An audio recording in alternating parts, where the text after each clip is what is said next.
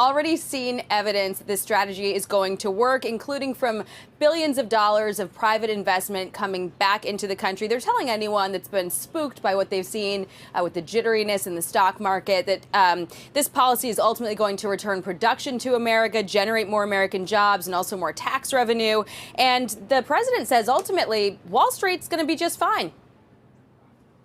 They will be effective immediately. And the president has been teasing this for quite some time. They're not going to be wrong. It is going to work. And the president has a brilliant team of advisors who have been studying these issues for decades. And we are focused on restoring the golden age of America and making America a manufacturing superpower.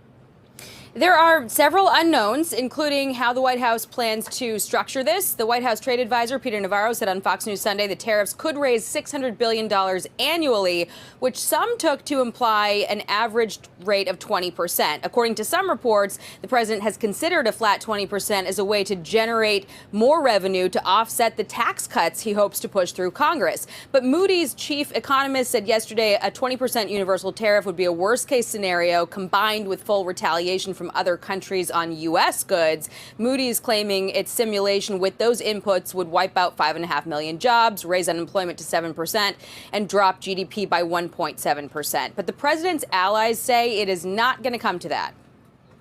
You have to trust the president's instincts on the economy, okay? And why? This isn't blind faith. Remember what he accomplished in the first administration. Everybody's a little concerned. We all are. But at the end of the day, we got to have faith in our leadership. Our country's going in the wrong direction, $37 trillion in debt. We've got to get manufacturing back to the country, people back to work. The better way to do that is tariffs. So let's give it a shot and see what happens.